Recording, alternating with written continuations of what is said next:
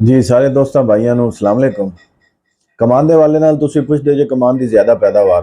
ਕਮਾਨ ਦੀ ਜ਼ਿਆਦਾ ਪੈਦਾਵਾਰ ਪੁੱਛਣ ਤੋਂ ਪਹਿਲੇ ਸਭ ਤੋਂ ਅਹਿਮ ਚੀਜ਼ ਜਿਹੜੀ ਹੈ ਉਹ ਇਹ ਹੈ ਵੀ ਕਮਾਨ ਕਦੋਂ ਲਾਈਏ। ਵੱਡਾ ਅਹਿਮ ਸਵਾਲ ਇਹ ਹੈ। ਉਹਦੀ ਵਜ੍ਹਾ ਹੈ ਕਿ ਕਮਾਨ ਜ਼ਿਮੀਂਦਾਰ ਨਾਲ ਆਪ ਮੁਖਾਤਬ ਹੁੰਦਾ ਹੈ। ਕਮਾਨ ਜ਼ਿਮੀਂਦਾਰ ਪੁਰਾਣੇ ਜ਼ਿਮੀਂਦਾਰ ਨਾਲ ਤੇ ਮੁਖਾਤਬ ਹੋਇਆ, ਹੁੰਦੇ ਜ਼ਿਮੀਂਦਾਰਾਂ ਦਾ ਮੈਨੂੰ ਪਤਾ ਨਹੀਂ। ਪੰਜਾਬੀ ਕਹਾਵਤ ਪੁਰਾਣੀ ਇੱਕ ਮਸ਼ਹੂਰ ਹੈ।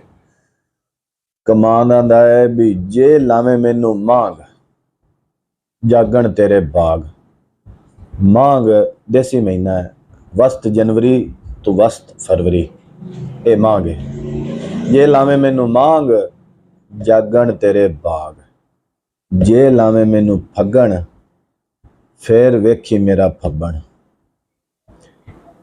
फगण कहते ने वस्त फरवरी तो वस्त मार्च। जे लावे मैनू फगण फिर वेखी मेरा फब्बण। जे लावे मैनू चित उगन ले ना वेख। चेता ने वस्त मार्च तो वस्त अप्रैल। जे लावे मैनू चित उगन ले ना वेख। जे लावे मैनू विसाख फिर ना रखी आस। ये विसाख कहते ने वस्त अप्रैल तो वस्त मई नूं। हुण जिहड़ी काश्त होनी है उहदे ते मुहावरा फिट हुंदा है फिकरा। जे लावे मैनू विसाख फिर न रखी आस। उन्हें फिकरा फिट आ रहा है। लिहाजा चैलेंज की है? चैलेंज है इनकी फोट। उगाओ जिन्ना बेहतर लै लिया जिमीदार ने, उन्नी अच्छी एवरेज लै ली। सादा जी गल है। उगाओ बेहतर लैण वास्ते तुहानू थोड़ा जिहा जतन उगाओ दे विच करना पैना।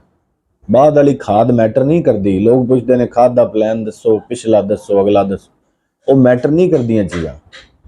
सुलू जिन्हों पंजाबी च कहने हैं, जिन्ने सुलू टोटियां दे विचों तुसीं जिंदा लै लै वो तुहाडी एवरेज।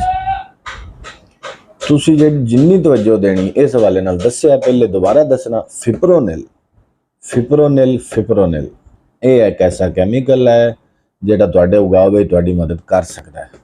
दूजा chemical gibberellic acid. Gibberellic acid chemical नहीं, हारमोन है। हारमोन इवें ही है। हारमोन पंजाबी जुबान है जिवें तुसीं मझां नूं टीका लांदे ऑक्सीटोसिन दा, वो भी हारमोन होंदा है। हारमोन जिहड़ा फौरी टीका होंदा है। ये दो चीज़ां। तीसरी फास्फोरस। DAP हलशुदा फार्म विच, हलशुदा DAP हल करो या नाइट्रोफास या MAP चंगी नस्ली MAP। ये दो तीन चीज़ां या 1844।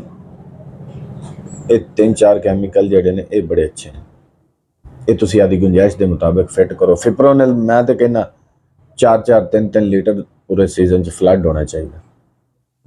जिब्रेलिक एसिड नाल फ्लड होना चाहिए शुरू में भी।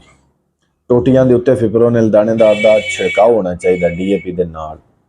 उत्तू सल्फर मैग्नीशियम सल्फेट फ्लड होने चाहिए हुणे ही टाइम नाल। इस हवाले नाल थोड़ी तवज्जो हुणे ही दिओ अगर तुसीं एवरेज लैनी। जिन्हें फोट एक दफ़ा लै ली, सोलू घट लै ने तो वह बाद भावें डबल खाद ला लवे। इत्थे ते पौधों की गल हो रही, अद्धो अध पौधे ही घट जाने। लिहाजा इनका बड़ा मैटर करता है। टाइम है लेट काश का। लेट काश के थोड़ा जतन करना। अस्सलाम वालेकुम।